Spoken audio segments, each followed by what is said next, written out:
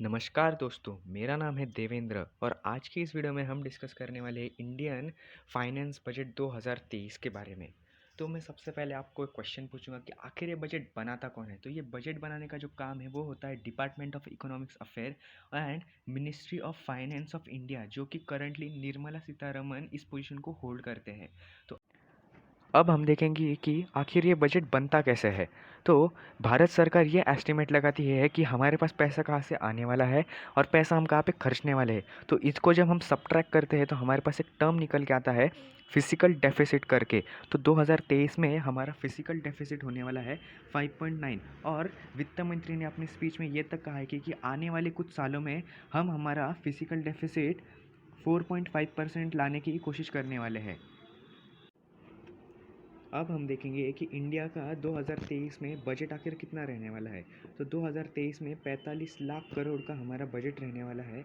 और अगर हम इंडिया की जीडीपी ग्रोथ की अगर हम बात करें तो 6.0 to 6.8% जीडीपी हमारी ग्रो करने वाली है।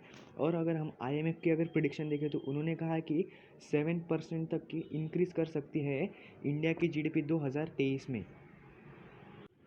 आइए अब ये जानते हैं कि हमारे पास ये जो पैसा है ये आखिर आता कहाँ से है। तो ब्रोविंग एंड अदर लाइबिलिटी से हमारे पास 34% है, नॉन टैक्स रिसिप्ट से हमारे पास 6%, नॉन डिबेट कैपिटल रिसिप्ट से हमारे पास 2%, कस्टम से 4%, gold and silvers and other taxes पे हमारे पास 17%, कॉर्पोरेशन टैक्स पर हमें 15%, यूनियन एक्सेस ड्यूटी पे 7%, इनकम टैक्स पे हमें 15%। तो यहाँ से हमें जो है पैसा आता है। और अगर हम देखें तो पैसा हम कहाँ पे खर्चते हैं तो वो है pensions, other expenditure, state shares of tax and duties, fine and commissions and other transfer, central sector scheme, defence, subsidy and interest payment. तो ये इंटरेस्ट पेमेंट आखिर क्या है। तो इंटरेस्ट पेमेंट मैं आपको समझाता हूँ। समझिए हमने किसी से उधार लिए है 100 रुपये, सॉरी, इंटरेस्ट पेमेंट में आपको समझाता हूँ कि ऐसा समझिए कि हमने किसी से लिए 100 रुपये उधार लिए हैं। तो अब हमें जो है कभी ना कभी तो उसे वो 100 रुपये वापस तो करने होंगे, पर इसके ऊपर फिर ये 20% इंटरेस्ट पेमेंट लगता है। तो हमें जब उसे पैसे देने होंगे वापस तो हमें उसे 120 रुपये वापस देने होंगे। और ये जो आगे के 20 रुपये है यही है इंटरेस्ट पेमेंट। तो आई होप आपको समझ गया होगा। तो अब बढ़ते हैं आगे। अगर यहाँ पर हम डेवलपमेंट्स में अगर बात करें तो यहाँ पे सरकार ने रेलवे के लिए 70% से जो है बढ़ा के उन्हें बजट अलॉट किया गया है, जो कि 2.40 लाख करोड़ जो है फॉर रेलवे के लिए दिया गया है। मतलब पिछले साल से जो है 75% उन्हें बढ़ा के जो है बजट दिया गया है, जो कि अच्छा साइन दिखाता है रेलवेज़ के लिए। और अगर आप देखें तो आने वाले कुछ सालों में अब हमें और बड़े बड़े जो है प्रोजेक्ट्स हमें रेलवे की तरफ से देखने को मिल सकते हैं। हम अगर देखें तो यहाँ पे प्राइम मिनिस्टर आवास योजना के अंडर जो कि जिनके पास रहने लायक घर नहीं है उन्हें घर देने के लिए ये जो है ये स्कीम चलाई जाती है। और इसमें भी जो है 66% का हमें यहाँ पे जो है इंक्रीमेंट देखने को मिल रहा है, जो कि बहुत अच्छा साइन दिखाता है हमें। अगर एक और मेजर डेवलपमेंट की अगर हम बात करें तो यहाँ पे सरकार ने 35,000 करोड़ रुपए दिए हैं फॉर ग्रीन ग्रोथ एनर्जी के लिए। और भारत का ये गोल है कि हम नेट ज़ीरो एमिशन बाय 2017, मतलब 2070 तक हमें जो है ज़ीरो कार्बन एमिशन की मदद से जो है इलेक्ट्रिसिटी प्रोड्यूस करनी है, ऐसा हमारा गोल है।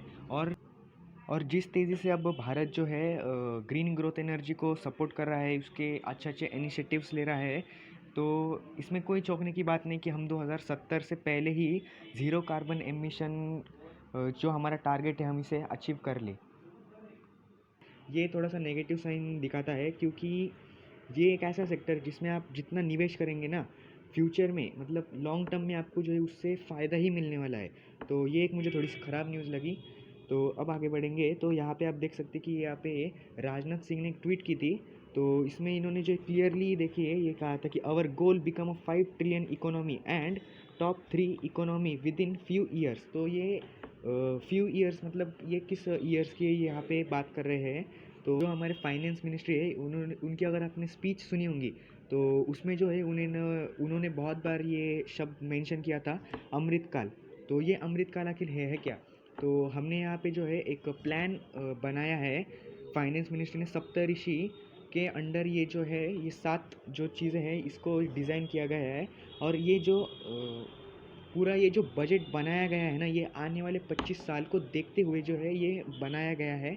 इसलिए जो है इसका नाम अमृत काल रखा गया है। और इसमें जो ये सप्तऋषि जो प्लान के अंडर हम ये 7 चीज़ें करने वाले हैं: youth power, financial sector, green growth, unless the potential, infrastructure and investment, exclusive development. तो जो आने वाले 25 साल है, इसमें इंडिया का गोल है कि वो 5 ट्रिलियन की इकोनॉमी बने। और इस 5 ट्रिलियन की इकोनॉमी बनने के लिए ही ये जो बजट है इसे इस तरीके से डिज़ाइन किया गया है। तो इसी बात के साथ मैं इस वीडियो का अंत करता हूँ। आई होप आपको ये वीडियो पसंद आई होगी। तो आपने आपका कीमती टाइम मुझे दिया, इसलिए थैंक यू। और मैं मिलूँगा आपसे एक अगली वीडियो में। Until then, piece.